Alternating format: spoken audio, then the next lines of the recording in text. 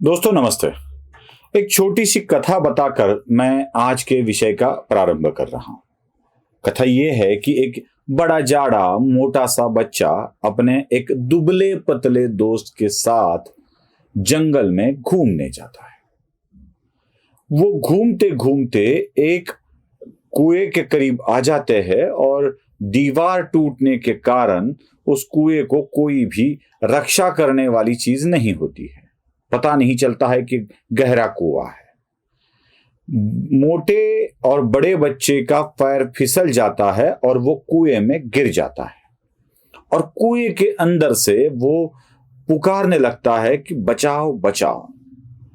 अब एक दुबला पतला छोटा उसका दोस्त उस बच्चे को कुएं से बाहर कैसे निकालेगा, लेकिन जो दुबला होता है, बड़ा ही क्षीण होता है, वह एक रस्सी बनाता है बेलाओं से और उस रस्सी को अंदर फेंक देता है और उस मोटे जाड़े वजनदार बच्चे को उस कुएं से बाहर निकाल लाता है।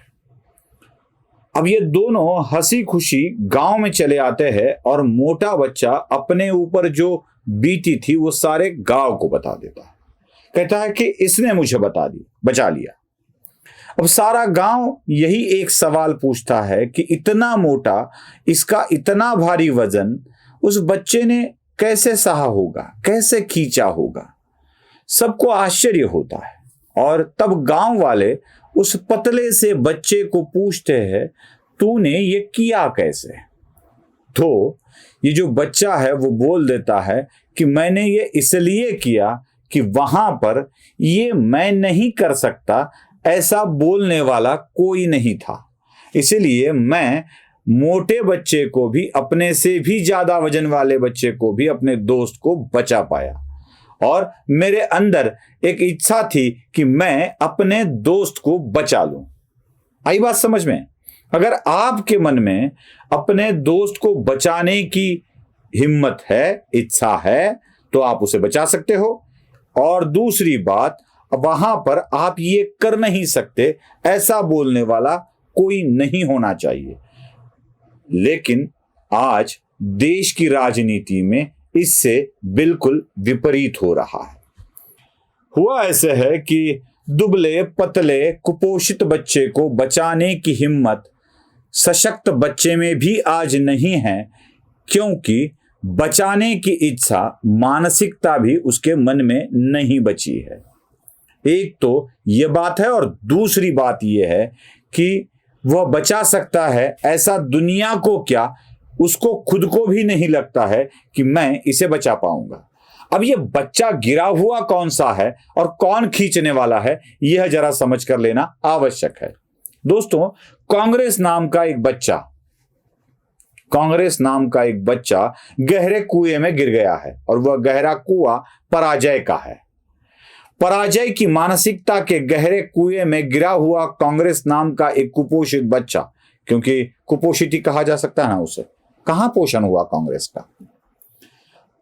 पिछले 10 सालों से तो कांग्रेस का कुपोषण ही चला आ रहा है।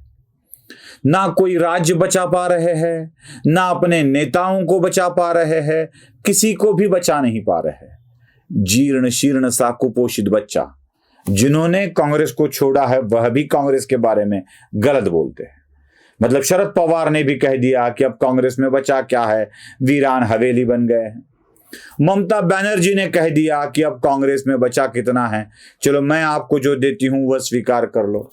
जितने टुकड़े समाजवादी पार्टी के अखिलेश ने फेंके, उतने ही टुकड़े लेकर कांग्रेस को यूपी में चुनाव लड़ने पड़ रहे हैं। जितने टुकड़े दक्षिण में वहां की पार्टियां कांग्रेस को फेंकेगी, सीटों के टुकड़े, उतने ही टुकड़ों को संजोग कर जमा कर कांग्रेस को अपनी निभानी पड़ रही है। तो कुपोषित हुआ ना बच्चा। पूरे देश में कांग्रेस का राज था, अब पूरे देश के कुछ राज्यों में ही यह बचा है।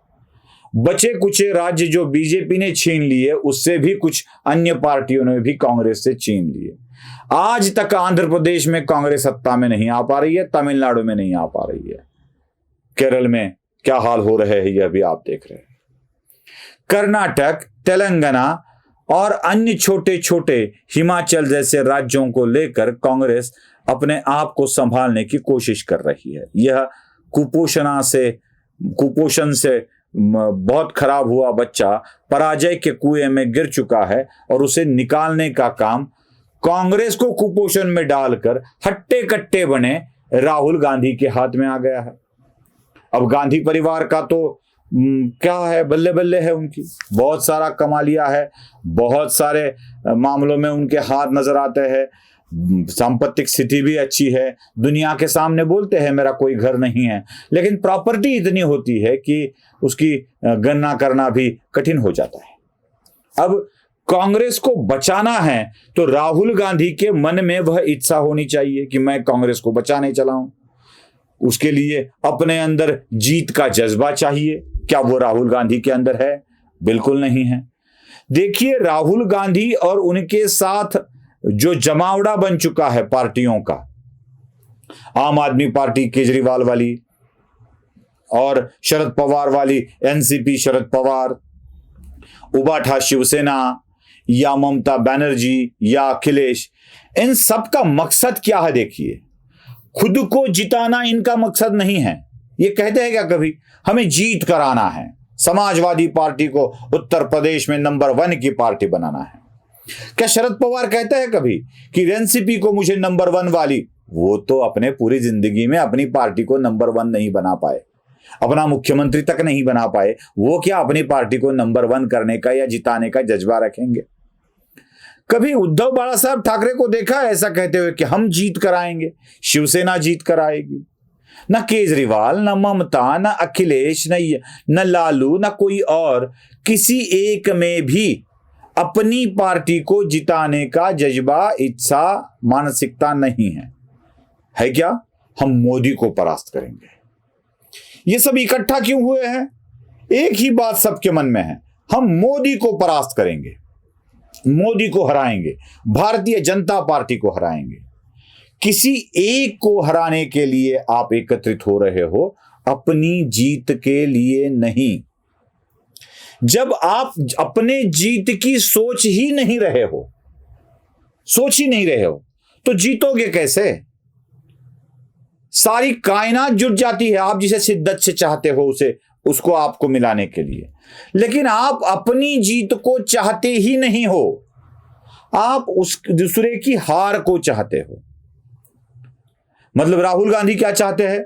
राहुल गांधी कहते हैं हम मोदी इराक खत्म कर देंगे, मोदी को परास्त कर देंगे, भारतीय जनता पार्टी को परास्त कर देंगे।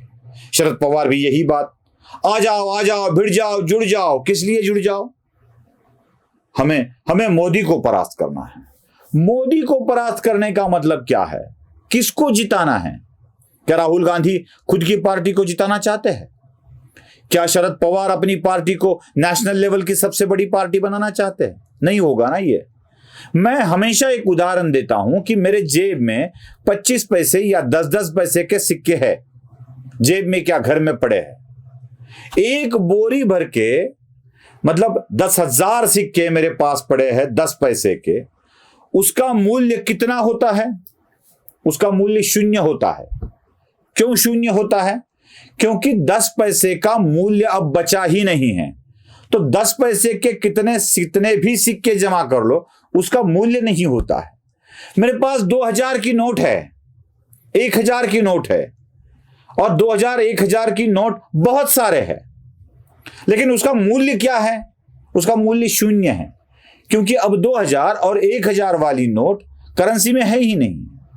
वैसे अपने जमाने में यश प्राप्त कर चुके नेता, जिनका बाजार का मूल्य आज खत्म हो चुका है, वह एकत्रित किस लिए है? मोदी को परास्त करने के लिए एकत्रित हो चुके हैं। आप इस तरह से मोदी को परास्त नहीं कर सकते हो, इस तरह से खुद की जीत को साकार नहीं कर सकते हो। खुद की जीत को अगर साकार करना है तो एक ही चीज आपको ध्यान में रखनी होगी, और वो है खुद की जीत के लिए सोचना। इनमें से एक भी खुद की जीत के लिए नहीं सोचता है और चले है मोदी को परास्त करने। पसंद आया हो तो लाइक, शेयर और सब्सक्राइब जरूर कीजिएगा, और चैनल को सब्सक्राइब करना मत भूलिए, बेल आइकॉन दबाना मत भूलिए। नमस्ते।